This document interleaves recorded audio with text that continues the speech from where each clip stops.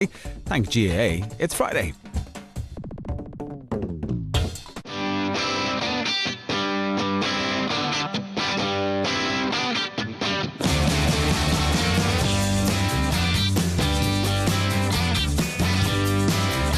Togging out this July, Gort's Aidan Hart squares up to the champions. The real moon boy waxes Leitrim football. And Conor Lehan fixes us straight in the eye on Thank GAA, it's Friday.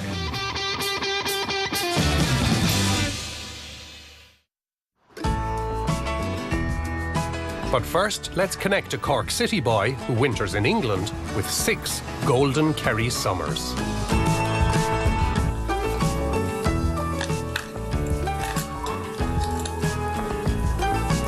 It's one of the Munster ones. These are the big ones. And these then are the best to last. They're the other ones. So anyone that says I'm the son of John Egan, well, we've 6 All-Irelands between us, innit? They're lovely, aren't they? Mm. They don't do them in ones down in Kerry. You're 6 in your hand there and you're thinking, Jesus, 6 All-Irelands, like. Unreal.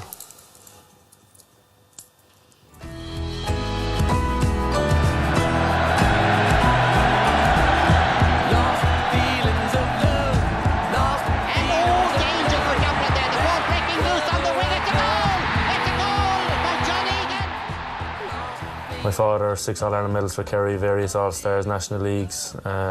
He's a Kerry legend. Every time I head down to Kerry, I'm reminded of it. He is held in very high regard down there. Being the son of John Egan is obviously a very proud thing for myself. I always looked up to him as a kid, and he's my hero, really.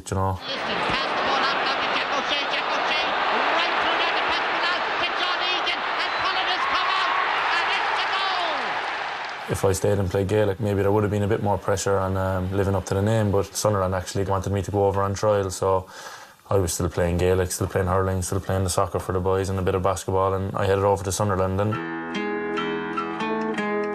I had no real thoughts about it at the time. I was young and I was going on trial, and then all of a sudden teams like Chelsea and Blackburn and Leicester came in and I was going on trial to them. But when you're young, you don't realise it. Like, you're just going to this place, you're saying, oh, I'm going here, I'm going there. And then, obviously, when a contract is put on the table, that's when it all dawns on you that it's real and that you have a decision to make. I'm at Gillingham. We're a club down in Kent. We're playing in League One. We finished mid-table last season.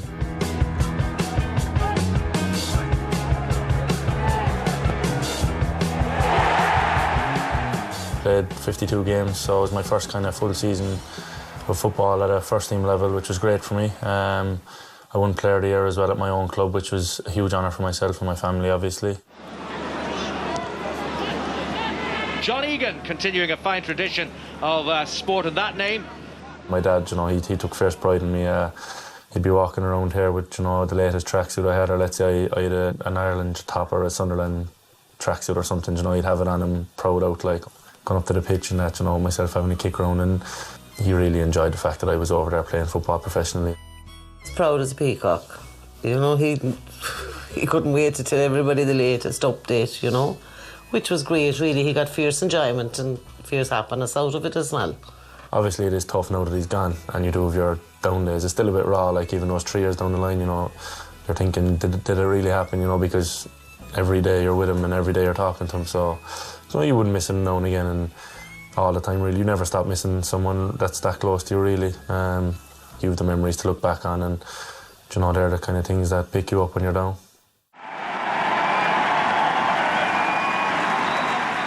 I've always been carrying the football growing up. It's just what I was brought into, and I have a huge Cork accent on me, like, so people say, Jesus, you're a Cork man, like, but I am a Cork man. I'm from Cork, but Kerry was my team.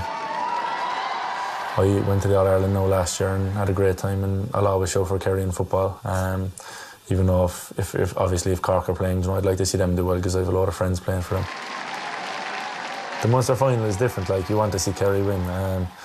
I used to get a fierce doing from going in to school on a Monday morning with my Kerry jersey on. Like, if Kerry won, I used to get a fierce abuse, and if Cork won, then I wouldn't go in with the jersey at all. I'd keep it at home and I'd still get abuse. But once they're final, I'll be shouting for Kerry. I'm sure my father will be shouting for Kerry as well. But you know, see what happens.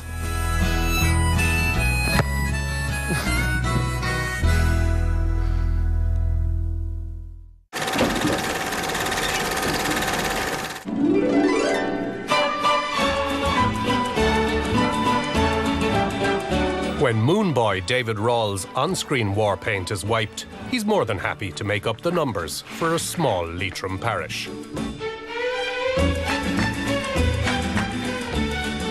I did play football for a little bit. I suppose I started kind of maybe under 10s, because we're only a small community. Everyone who's able-bodied would basically be playing football. So there wouldn't really be anyone under the age of maybe 12 who hasn't played football at some stage. Give him a ball and he out of grass. He'll give you a move for the perfect pass. Give him a ball and he out of space. He'll give you a move with guilty grace. He's a nice young man. He's a lovely smile. He's a nice young man. He's a lovely smile. It was brief, and I wasn't the best player in the world, we'll say. I don't have any big trophies or anything, or big medals or anything like that, but I do remember a few Shield finals we might have won, but nothing big. Do you remember a song about cool people? Follow them, copy them, do everything they do. Never question, that's our rule, and then we will be cool. I started to go away for long periods of time to do the film, and then kind of, you know, when you kind of miss a good few matches and then a good few trainings, and suddenly, you know, you're kind of missing all of them, and then after that I just kind of left it out. All in all, I think some of the team weren't too disappointed to see me leave. But I know sometimes it's good, you know, just to go out sometimes with my friends and just kick a ball about. People always think that I'm from Roscommon, which is absolutely terrible, to be honest. I'm from lovely Leitrim. The show that I'm in, Moon Boy, is set in Boyle in Roscommon, and a lot of people instantly assume that I'm from Boyle, but thankfully now I'm not. Mayo forward, moving better now.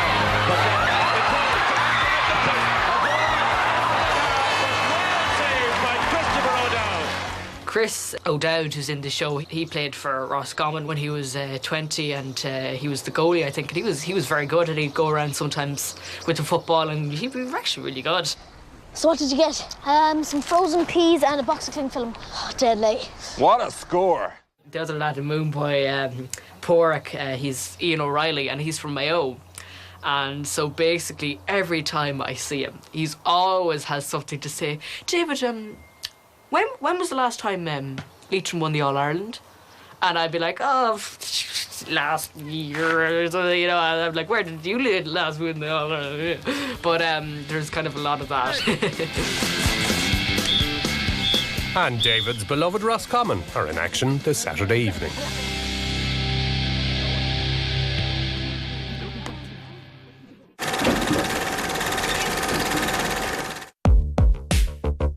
The modern player can be just a bit blinded by sports science. But for Conor Lehan, it's more than just optics.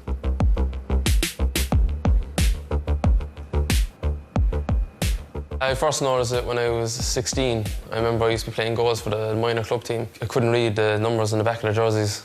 So I was like, something's wrong here, like, you know, I should be able to do that. And then the ball was kind of raining down top me, and I was only kind of seeing it maybe the last second and stuff. So I was like, I'll definitely say it there and see if there's something up. And I went in and I needed the glasses then. I remember a couple of times I went to games there, and you just in the back of your head you get like a bit of a panic that you forgot your contacts or something. And then one night I actually did forget them and it was under lights, so that was a complete disaster. Nice and steady, up and wide. Steady. Good. The surgery, so it was a brilliant decision. It was the best decision I've ever made, really. Professor Johnny Moore, he's like one of the top surgeons in the world, so by the end of it, it was 2020 and came out of nowhere, and it was unreal, to be honest, the end product of it. You're getting right down to the bottom of the sight chart, and that's the equivalent of your fighter pilot vision. Everything is just that clear, like, you know, especially under lights. Like, there's no glare, you know, that I had with the contacts, and everything is just crystal clear. So just having that reaction time, you know, just to be aware of everything around you, that bit clearer, like, you know, you'd always, it's just it's confidence really that you get from it.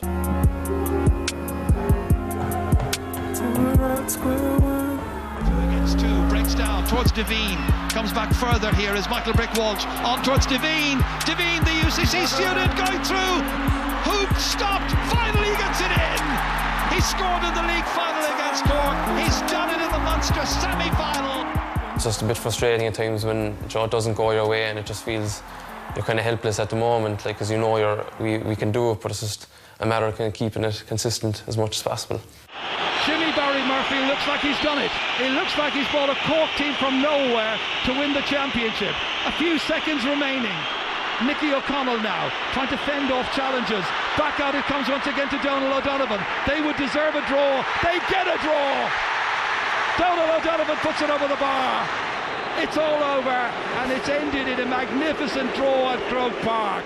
I like that always stay with you no matter what. Like, you know, you obviously move on to things in the following year and stuff, but the only thing to make up for it really is to go out and win in Ireland, really to really forget about it.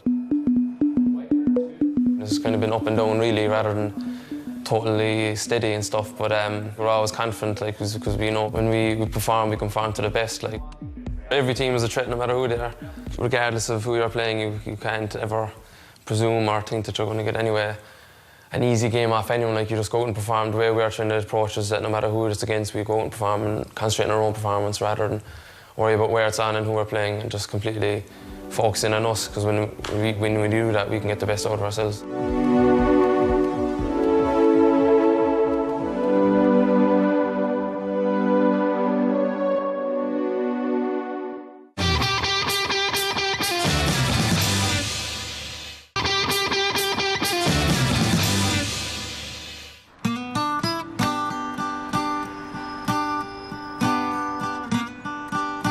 When Josie Hart came back to Gort in the 70s, he established a pub, and a little later, half the Galway midfield.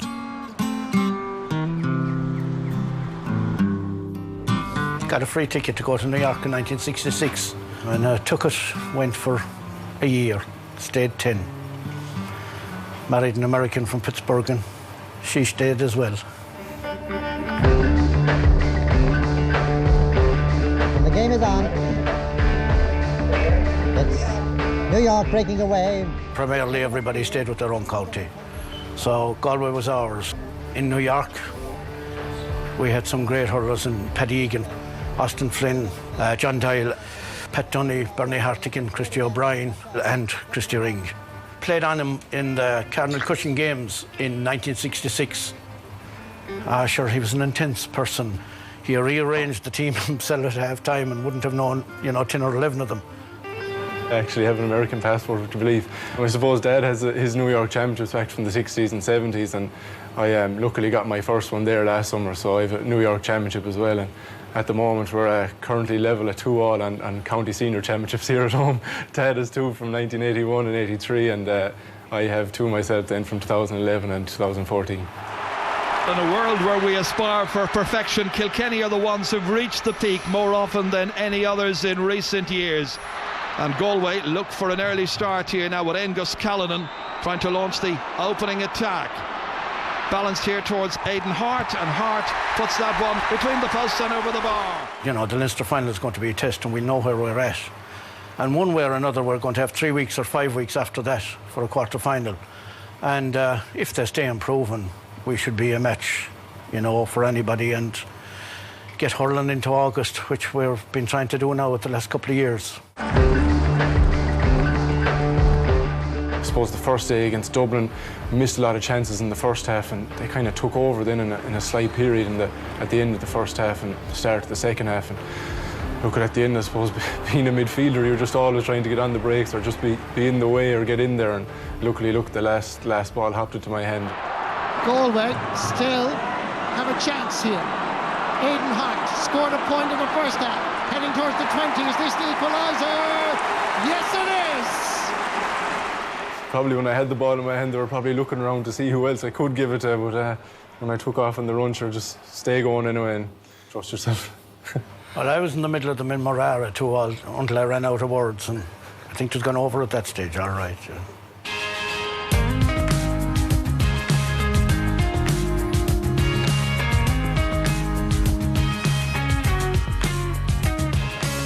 much as time allows me, you try and get over to the pitch.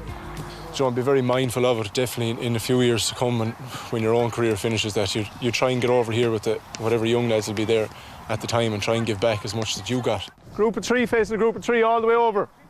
This is where it starts, this is where the basics start, where you learn everything, and it's just so important that you develop and bring your club, and I'm sure someday we'll definitely see some of these guys in Croke Park. It's good, lads, keep it going, no ball down.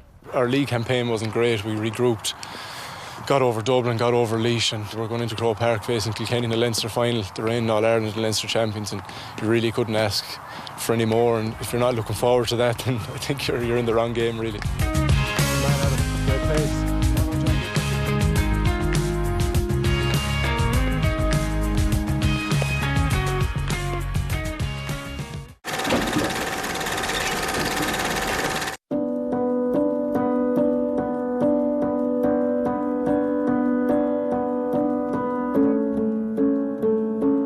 After the GAA's first failed drugs test, is there any room for blurred thinking in the modern dressing room? The GAA is changing. The shape of the players who play both football and hurling has changed immeasurably over the last 10 to 15 years. At intercounty level, you only need to look at pictures from now and from 10 years ago to see how players' body shape is changing.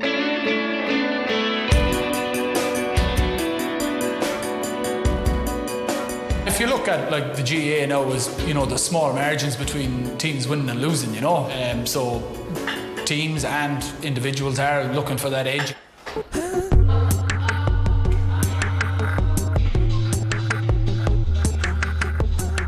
If players want to get their bodies into that sort of shape, then we have to be aware that there is a temptation there for them to take shortcuts. Anti-doping is part and parcel of an athlete's life. Even from a junior, I was very, very wary of what I was taking regards any supplements or even medication when I was ill or had a cold. I would be almost to the point of I was very anal about it. I was making sure that what I was putting into my body was 100% legal, and I wasn't going to cross that line because I knew the consequences. We've got an amateur sport that are operating at a very professional level. They're all running maybe 10k at quite significant intensities. So that requires fuel. And if you're not putting the fuel into the tank, maybe because you're concerned that it's going to affect your weight or your body composition, we end up with injuries and lack of performance or fatigue. Maybe then that would encourage people to take something maybe that they shouldn't take. Our nutritionist and team doctor will liaise very closely with the lads. The North doctor will supply any medicine that lads might need in relation to a flu or a cold or any ailments that they'd have, and the nutritionist will run through everything to the nth degree in terms of any vitamins or supplements that they're taking to support their training. It seems ridiculous to me that if you are so intent on being an inter-county player that you take such care over every aspect of your life, down to your diet, down to your equipment, down to how clean your boots are, down to how early you arrive at training. That to not know that if somebody hands you a box of pills, that you should run that past somebody before taking them. That's crazy.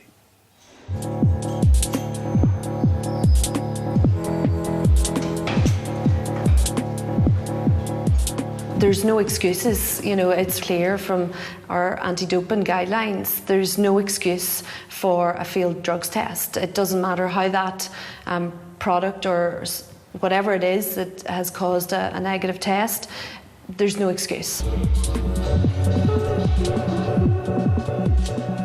I never went near any sort of drugs, or I was never willing to go down that road, but I was close to it. I was close in the States when I was training out there. Athletes that I was training with got done for doping, and that was a real eye-opener.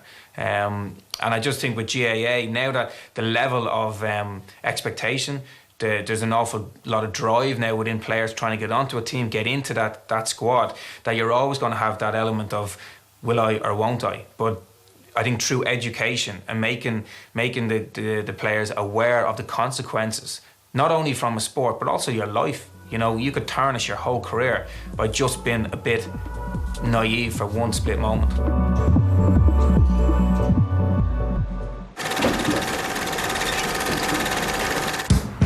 As the Gooch knows, the Championship Prairie is getting a midsummer trimming. Fintan O'Toole collects the cuttings. It's an interesting Leinster hurling final pairing, Kilkenny and Galway. 3 years since Galway's, I suppose, most famous victory against Kilkenny and Leinster. All the question marks that people had over the winter, I think we saw that it was kind of business as usual. And obviously the discovery of maybe another forward kind of rolling off the conveyor belt to injure Aylward gives them another option. Galway's form, you know, there's a complete, I suppose, bag of contradictions usually. They've put together 2 really convincing displays. Definitely Joe Canning looks to be in really good form, and I think the key is the fact the likes of Jason Flynn, Cathal Mannion look to be stepping it up alongside him, so maybe taking the pressure off him a little bit. I think it's difficult to look past Kilkenny. I mean, this is what they do. I think a lot of people felt that Wexford would be a bit closer to them, but I think it was a real kind of statement of intent from Kilkenny. And while Galway seem to have discovered a bit of consistency, it has still been difficult to trust them. But on the back of 2 performances, I think they're going to give Kilkenny a real test. But I think Kilkenny will come out on top. Cork Kerry going to Killarney on Sunday. Everyone's just making Kerry kind of unbackable favourites. I suppose Cork, there's a lot of kind of negativity around the county, given that the league ended in such disappointing fashion again with another really convincing defeat. Kerry, I suppose, got into it in a difficult situation when many people just feel that it's going to be a comfortable one for them to win. Looked a bit rusty at times against Tipperary, but then kind of gradually grew into the game. But I think that match is going to bring on the likes of Kieran Donaghy and most of their players in general. I think Cork are going to give Kerry a tougher challenge than people think. I don't see it being as one-sided as it was last year. Training has reportedly gone well since the Clare game, and that was a good routine win for them. But Kerry's record in Killarney against the likes of Cork, Limerick, even against Tyrone in the qualifiers has been really, really strong over the last decade. Just give Kerry the nod. I suppose once the hurling draw was made, the standout game was in Wexford Park, 7 o'clock Saturday night, Cork against Wexford. Both teams probably entering the game in kind of similar enough positions with a bit of doubts hanging over them since they exited their provincial championships. I suppose it's really going to be a test of kind of both managements to see which has managed to turn it around since their provincial exit. Just have a slight fancy for Cork. They can kind of get, I suppose, their main strike runners, Conor Lehan, Patrick Horgan, into the game. But there are question marks over their defence. And if Wexford, I suppose, can service the likes of Conor McDonald more, I think they could give Cork a lot of problems. Just have a slight edge for Cork.